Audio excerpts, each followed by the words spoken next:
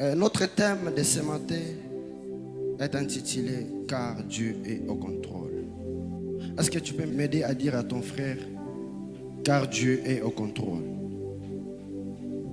Dis-le très bien, Dieu est au contrôle.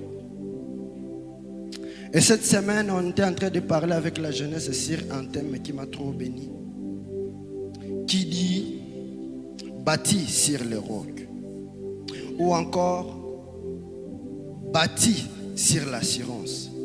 Et on a écouté nos chers prédicateurs qui nous ont bénis. Et Jésus-Christ étant la pierre principale, nous sommes appelés à bâtir sur lui. Nous sommes appelés à être bâtis sur Jésus-Christ, selon les explications des prédicateurs qui nous ont précédés. Et quand nous sommes en train de dire qu'il faut bâtir sur Jésus-Christ, nous sommes en train de voir un Dieu qui contrôle toutes choses. Alléluia. Et quand nous sommes en train de parler Dieu, un Dieu qui contrôle toutes choses, nous sommes en train de voir le contrôle de toutes choses en général. Le contrôle que Dieu prend sur nos vies, ce n'est pas un contrôle partiel. Alléluia. Ce n'est pas un contrôle partiel. Par contre, c'est un contrôle général. Le contrôle de Dieu n'exclut personne. Le contrôle de Dieu, que ce soit un païen, que ce soit un croyant, le contrôle de Dieu se trouve sur la tête de toutes ces personnes. Dieu n'exclut personne.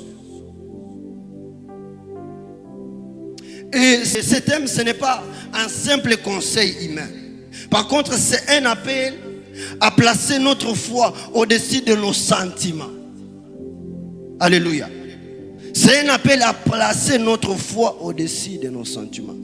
Cela veut dire que Dieu connaît qu'une fois, on peut se tromper en utilisant les sentiments à la place de la foi. Et c'est ce qu'il savait ces choses. C'est pourquoi il a fait appel à ses disciples. Parce qu'il savait qu'à un certain moment, les défis vont venir. Mais ce que je vais faire, c'est de prendre leur conscience, de prendre leur foi et l'élever encore par mes conseils. Alléluia. Et c'est pourquoi Jésus a fait appel à ses disciples. En fait de les dire que vos cœurs ne se troublent pas. C'était une assurance que Dieu avait donnée par Christ à ses disciples. Et ça nous prouve que Dieu, même s'il savait ces choses, il était au contrôle de toutes choses. Il contrôlait ce qui allait arriver aux disciples. Et si on essayait un peu d'aller plus loin, la prophétie de la venue du Christ est en train de nous dire quoi? Sur toi, Bethléem, naîtra un roi qui va dominer sur toute la terre. Alléluia. Ah, il y a quelque chose qui m'a un peu bouleversé. La Bible est en train de nous dire que le roi va naître à Bethléem. Mais écoute ça, la mère porteuse de l'enfant était à Nazareth. Alléluia. Mais qu'est-ce qui allait se passer? Il se fait que le roi trouve une idée de protéger sa royauté. Et lui pensait qu'il protégeait sa royauté. Par contre, ce n'était pas le cas. C'était Dieu qui avait le contrôle. Et lui voulait protéger sa royauté. C'est pourquoi il a passé par le roi. Et le roi avait envoyé les gens en fait de faire un recensement. Il y a quelque chose qui s'est contredit parce qu'il s'agit de Dieu. Ce que la Bible est en train de nous dire dans Jean, que je vous donne ma paix. Que vos cœurs ne se troublent pas. Jean 14, 27. Je vous donne ma paix. Alors à ce moment-là, Marie ne pouvait pas avoir la paix. Parce que dans le cas qu'elle était, c'était de la pousser à aller à la contre de la prophétie. Or, la prophétie que Dieu avait donnée ne dépendait pas des pensées des hommes. Quand les prophètes ont prophétisé sur la venue de Christ, c'était que Dieu lui-même les avait donné cette prophétie. Alors comment s'explique-t-il les choses où Dieu peut se contredire? Cela, Henri ne pouvait pas avoir la paix. C'est pourquoi il s'est décidé de sortir dans la ville. Alléluia. Pour justement faire quoi? Pour justement accomplir la volonté de Dieu. À un certain moment, il peut t'arriver de penser que ce que je suis en train de faire, c'est ce que Dieu veut de moi. Or, ce n'est pas le cas. Ce que je suis en train de faire, c'est ce qu'il fallait que je fasse. Non, ce n'est pas le cas. Aussi longtemps que Dieu sera au contrôle, tout ce que tu feras, si ça ne dépend pas de ses desseins, il va refuser. Et c'est pourquoi à un certain moment, quand nous sommes en train de prier, on ne reçoit que 4 réponses. Tu pries, Dieu te dit, oui, je t'ai entendu, et il te répond directement. Tu pries, Dieu dit, oui, je t'ai entendu, mais il croise les mains. Tu pries, mais Dieu te dit que oui, j'ai entendu, mais il te répond contrairement à ce que tu as prié. Tu pries et Dieu te dit ni A ni B. Parce que ça ne dépend que de lui. Alléluia. Et ici on a quelques éléments qu'on va essayer un peu de voir, qui nous prouvent le contrôle que Dieu porte sur nos vies. Et la première des choses est que Dieu connaît tout davantage. Il connaît encore tout d'avance. Alléluia. Ésaïe chapitre 46, le 10e verset, la Bible est en train de nous dire, j'annonce dès le commencement ce qui doit arriver. Dès le commencement, Dieu annonce ce qui doit arriver. Cela veut dire que rien ne surprend Dieu. Amen. Cela veut dire que ce que toi, tu n'as pas appris, lui le connaissait bien avant. Même si toi, tu ne le connaissais pas. Et tout ce que nous devons savoir, nous n'appartenons pas à aucune personne. Nous appartenons à Dieu. Amen. Nous appartenons à Dieu. Et quand on est en train de voir la paternité de Dieu, la paternité de Dieu, c'est le point de départ de tout exaucement. Donc, toi et moi, tels que nous sommes là, nous appartenons à Dieu. Et le fait d'appartenir à Dieu nous donne l'assurance de l'exaucement de tout ce que nous devons demander au devant de lui. C'est ça, la paternité que Dieu porte sur nous. Et même si tout s'agitait, lui seul contrôle ces choses. Il est au contrôle de ce que tu ne contrôles même pas. À un certain moment, il nous arrive de cacher les choses. Mais la chose qui me fait regretter, c'est quoi? C'est qu'on se cache les choses entre nous qui n'ont rien à nous donner. Alléluia. Et si on pouvait se demander, quand moi je fais l'hypocrisie, ou toi tu fais l'hypocrisie, c'est à mon avantage ou c'est à ton avantage? C'est au désavantage de chacun de nous. Tu peux bien faire les choses et il se trouve que les gens comprennent que toi tu es une bénédiction pour eux. Et c'est nous qui vont comprendre ça. Mais est-ce que Dieu l'a compris?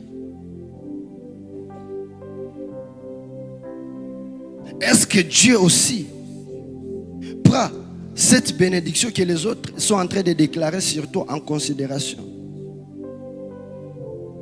Au fait, quand nous sommes en train de nous tromper, il faut savoir que tu te trompes rien que toi seul.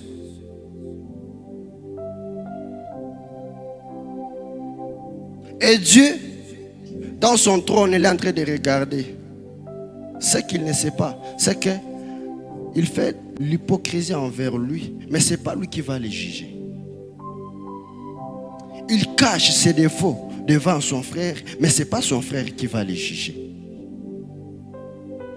Par contre, c'est moi qui regarde toutes choses. Qui va encore les juger? Et alors, ça sert à quoi? De cacher les choses. Il y a ceux-là même qui ont peur d'aller confesser leurs péchés chez le pasteur. En fait, le pasteur n'a rien à voir avec ta vie spirituelle. Le pasteur n'a rien à voir avec ta sanctification. La sanctification que tu as, c'est entre toi et Dieu. C'est tout. Et comme lui, écoute d'abord les conseils que nos pensées nous donnent, avant que nous d'abord nous les recevons, nous devons savoir qu'on a intérêt à se laisser ouvert vers lui. Parce que même si on cachait, ça ne nous aidera à rien. La deuxième des choses est que Dieu contrôle la nature. Amen. Marc chapitre 4, le 39e verset. La Bible est en train de nous dire: Jésus commande à la tempête et elle s'apaise.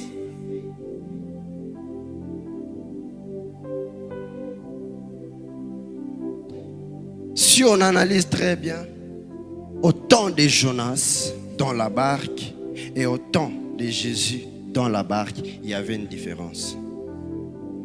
Parce que avec Jonas, il s'agissait d'un homme. Par contre, avec Jésus, il s'agissait d'un Dieu. C'est pourquoi la tempête avait intérêt de s'apaiser. Parce que c'est son maître qui s'est exprimé. Et comme nous dit toujours la Bible, que la main qui donne, c'est la main qui reçoit. En d'autres termes, si la main donne, ça veut dire que c'est cette main-là qui est au-dessus.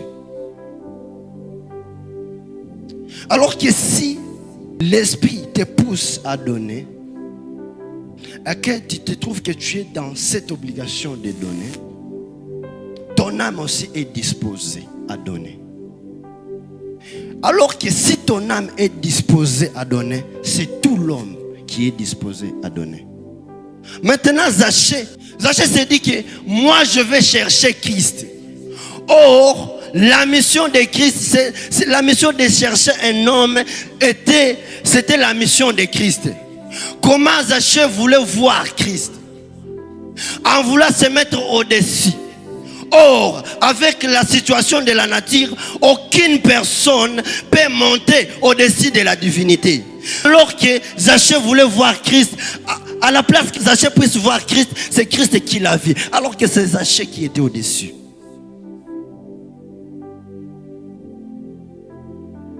Amen. Avec Christ, il n'y a rien à faire. Quand tu te trouves dans une situation, tu dois comprendre qu'avec Christ, je dois m'aligner sur sa décision. Parce que ça dépend de Dieu. La nature ne pouvait pas avoir la puissance sur Christ. Alors comment expliquer un homme peut vouloir voir Christ alors c'est que Christ, c'est Christ qui est venu lui voir. Dieu a directement bafoué cette loi. Amen. Dieu a directement bafoué. Que Dieu nous aide. Je prie bien aimé que à tout moment, quand tu vas te sentir être dominé par la nature du lion, reviens en Jésus. Parce que ce n'est pas pour rien que Jésus représentait la nature du lion. Et ce n'est pas pour rien qu'il représentait la nature de l'agneau de Dieu. Parce qu'il voulait que nous puissions incarner en nous ces deux natures. Alléluia. Il voulait que nous puissions incarner en nous ces deux natures. À tout moment, quand tu vas te sentir être élevé au-dessus des gens, la nature de l'agneau va te dire non, je dois être humble.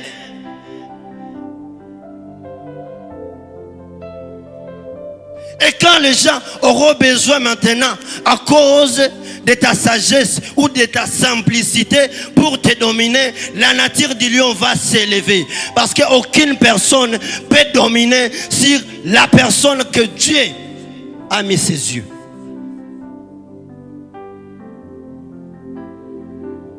Amen. Et c'est pourquoi à un certain moment, vous verrez des prophètes.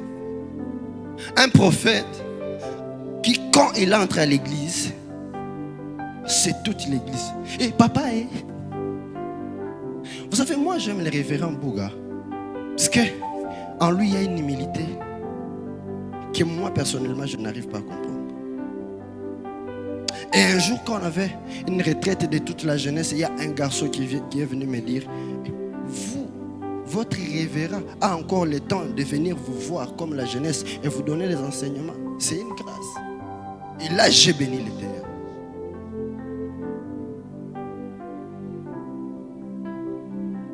De ce côté, prophète a comme une zambette. Ça, c'est la nature du lion qui est en train de dominer. Or, Christ nous appelle à incarner en nous ces deux natures, afin que le monde ne puisse pas prendre bénéfice à nous. Et quand nous sommes en train de parler du monde, nous sommes en train de voir le diable. Parce que la mission que nous avons là, c'est pour l'intérêt de Dieu. N'est-ce pas? Un jour, j'avais dit à ma chorale, ce n'est qu'un drapeau qui représente un pays. N'est-ce pas? En d'autres termes, cela veut dire, si toi, tu t'élèves pour ta mission, c'est pour l'intérêt de Dieu, mais c'est toi qui seras regardé par le monde entier. Alléluia. Et la troisième chose est que Dieu transforme les mal en bien. À un certain moment, les gens peuvent penser que tu es vers la fin. C'est le mal, la pensée des hommes. Mais avec Dieu, ce n'est pas le cas. Si Dieu ne se décide pas, tu as encore la vie. Et il y a une phrase que nous disons, tant qu'il y a la vie, encore de l'espérance. Que Dieu vous bénisse. Genèse chapitre 50, le 21 verset, la Bible est en train de nous dire, ce que vous aviez projeté pour me faire du mal, Dieu l'a changé en bien. Et par là, nous devons comprendre que Dieu utilise les situations difficiles pour ses desseins. Les situations dans lesquelles tu te retrouves maintenant là, Dieu connaît. Et même quand tu pries, ce n'est pas que tu lui rappelles quelque chose. Non. Il connaît déjà. Quand nous prions, ça un signe d'humilité que nous sommes en train de pousser ou de montrer envers Dieu. En fait que nous puissions lui montrer que dans tout, nous ne dépendons que de lui. Nous avons confiance en lui. Et quand lui-même conclut que cette personne aussi a compris que la situation, je la connais, mais elle attend toujours des réponses chez moi, c'est que je dois faire quelque chose avec lui. Amen. Et si nous rentrons un peu derrière, quand Christ était en train d'enseigner dans les temples, quand il a fini d'enseigner, la foule l'a amené dans la vallée. Pourquoi? Parce qu'il voulait qu'il puisse lui jeter dans la vallée. Donc pour la foule, la vallée représentait la mort. Pour la foule, la vallée représentait les eaux secs. Alors qu'avec Christ, ce genre de choses ne représentaient pas la vallée. Dans la vallée pour Christ, il y a une armée. Dans la souffrance pour Christ, il y a la vie. Il y a la préparation d'une grande chose. C'est pourquoi il a disparu, parce qu'il n'avait pas besoin même de parler avec qui. Parce que lui s'est dit, avec Ézéchiel, je l'ai fait. Si vous avez besoin de comprendre ces choses, allez demander à Ézéchiel. Parce que Ézéchiel, lui, avait une pensée avant sa prophétie, et après la prophétie, il a changé la pensée. Alléluia. Dieu, toi seul, tu connais.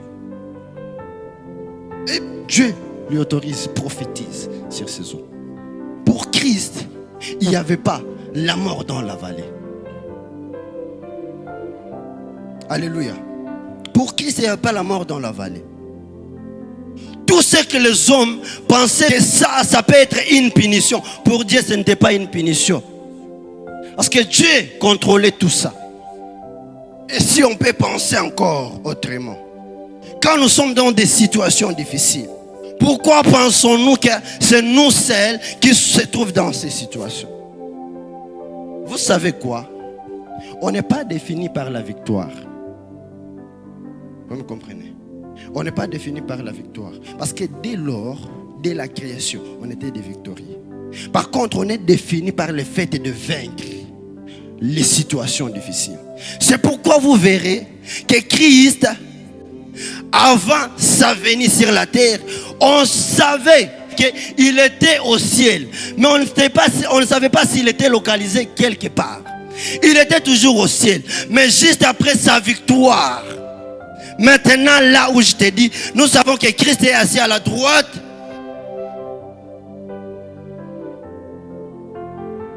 Parce que Christ a quitté le ciel, sachant que je serai victorieux. C'est pourquoi ces choses ne pouvaient pas lui prendre la place. Alléluia. Ces choses ne pouvaient pas lui prendre la place. Et même si ces larmes ou le sueur que Jésus-Christ faisait sortir de sa face pouvaient se transformer en sang, Dieu ne pouvait pas revenir sur sa décision. Parce qu'il savait que même s'il plaire et même s'il change d'avis, je suis au contrôle de tout. Amen. Il est au contrôle de tout.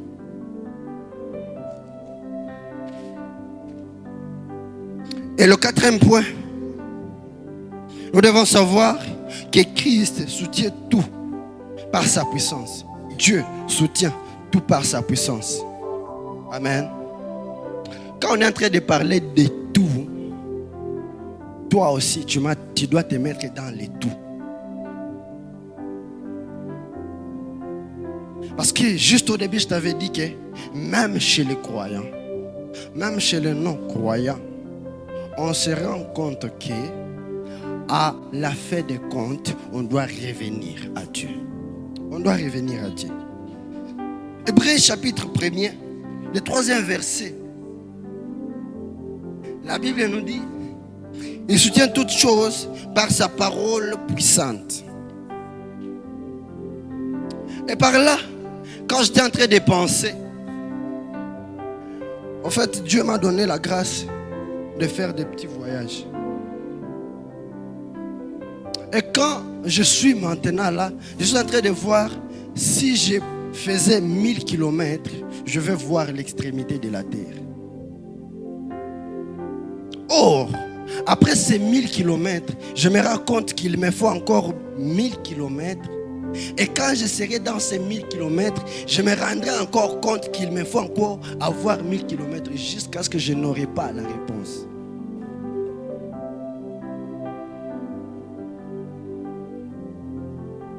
Maintenant, pour les ingénieurs, nous sommes là, non? Nous savons que il faut une résistance qui commence dans le sol pour que nous puissions arriver à couler cette dalle. Il faut une résistance. Il faut que la poutre soit construite. Il faut que les colonnes soient construites.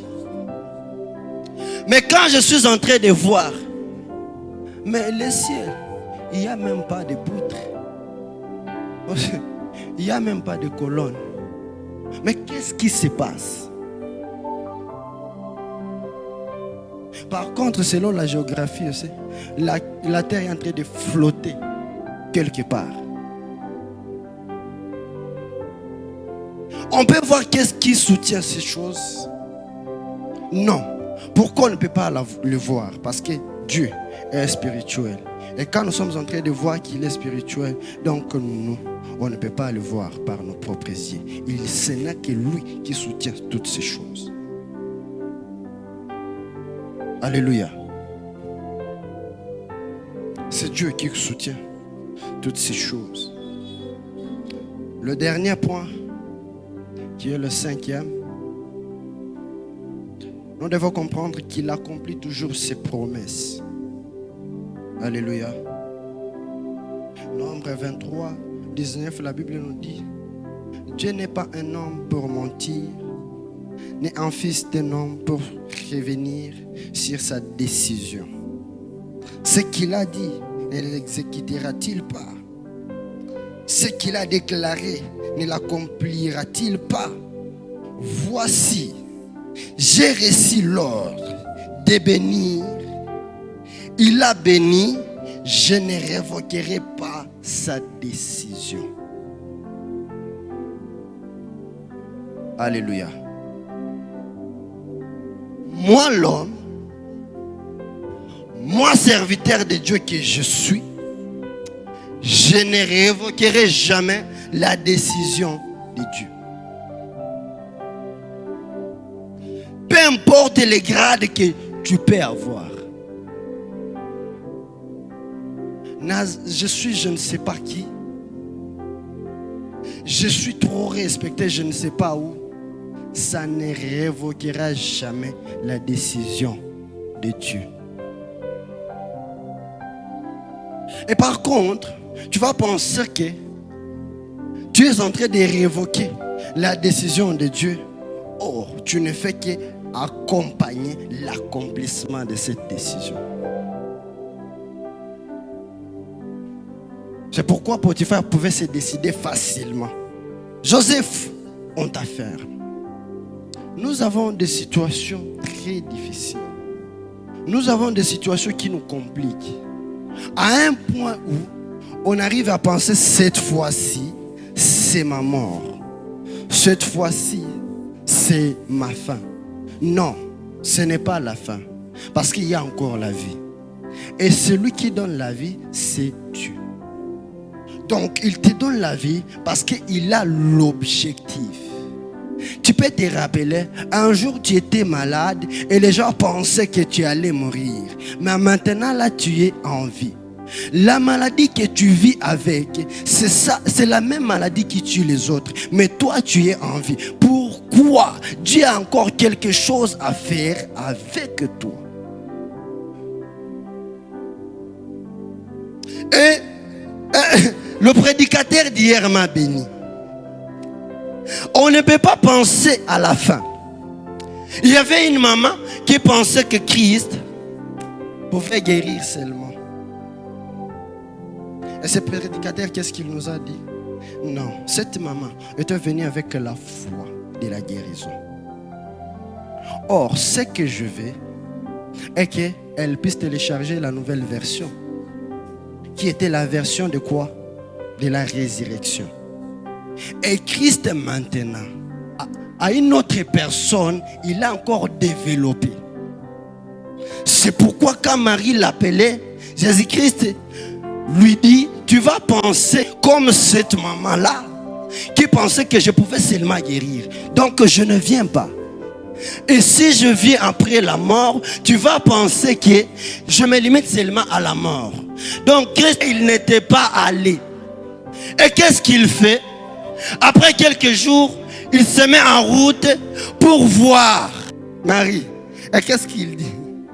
Amène-moi à la tombe. Parce que moi, je n'ai pas de limite. Je vais les ressusciter. Même pas seulement ressusciter, mais même ce corps qui est déchiré, ce corps qui n'a pas encore de forme, je vais remettre un corps en décomposition. Et c'est pourquoi quand les gens étaient en train de rouler la pierre sur la tombe de Lazare, et ça sort de mauvaise odeur. Dans ces quelques paroles de Jésus, odeur et lis-moi, la mort était partie et cette personne s'est levée. Alléluia. Donc nous ne pouvons pas penser que Dieu se limite quelque part. À un certain moment, tu dois prier et demander à Dieu, Seigneur Jésus, même si je ne vois pas, quand je ne regarde pas, quand je n'ai pas encore de précision, je marche quand même parce que je sais que tu es au contrôle. Même dans les chaos, Père, je sais que tu es au contrôle. C'est ça la chose que Dieu veut voir dans la foi d'une personne. Seigneur Jésus, je sais que tu es en contrôle. Rien n'échappe à la main qui domine, à la main qui règne. Alléluia. Rien n'échappe à la main qui règne. Et quand nous sommes en train de parler de la royauté, nous ne devons pas penser aux dirigeants qui nous dirigent. Parce qu'eux-mêmes prennent des décisions. Mais quand il s'agit de la parole de Dieu, ces décisions sont bafouées. Bien-aimé, trouve ta foi en Jésus-Christ. Si on rentre sur la parole de la semaine, trouve ton assurance en Jésus-Christ. Tu dois être bâti sur Jésus-Christ. Lève-toi s'il vous plaît, on va prier.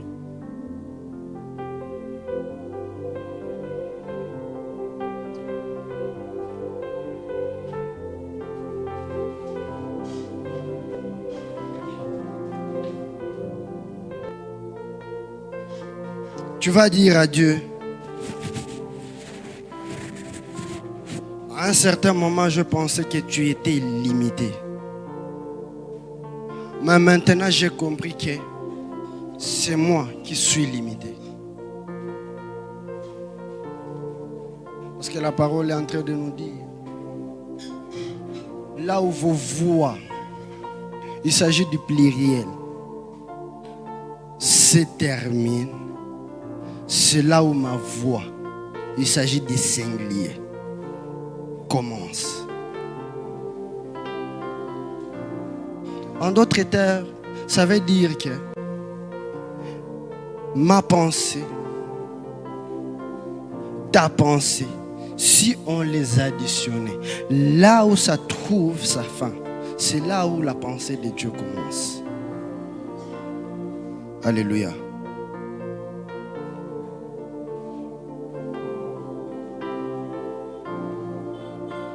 Je lève mes mains vers les cieux, j'étais dans le manque, je dirai à mon âme, tu es heureux. Et si mon se déchire, tu parlais, je dirais.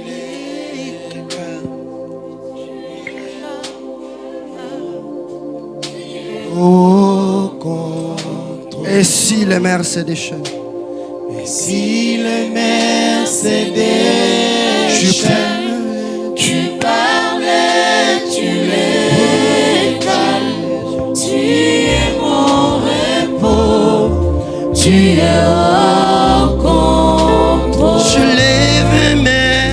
Je lève mes mains vers les cieux. Alléluia. Je te donne mon cœur. Je dirai à mon âme, tu es Dieu de tout. Et si les mers se déchaînent, Si les mers se tu parlais, tu les Jésus, tu es mon mon repos, tu es au contrôle. oh tu es mon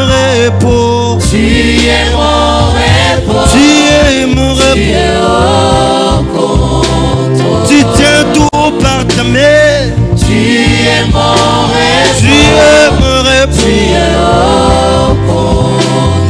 Tu es mon repos. Tu es mon repos. Tu es mon repos. Papa, tu es mon repos. Tu es mon repos. Commence à parler à Dieu. Commence à dire à Dieu, oh, tu es mon repos. Tu es mon Commence à dire à Dieu, maintenant là, j'ai confiance en toi. J'ai confiance à ta parole. J'ai confiance à ce que tu peux dire. Seigneur Jésus, j'ai confiance en toi parce que je me suis longtemps perdu en pensant que tu es limité. Mais Père, ce matin, je viens de découvrir que tu n'es pas limité. Tu n'es pas limité, Père. Tu n'es pas limité, Dieu de gloire. Tu n'es pas limité, mon Seigneur. Tu n'es pas limité, mon Sauveur. Tu es au contrôle de toutes choses. Tu es au contrôle de toutes choses. Alléluia.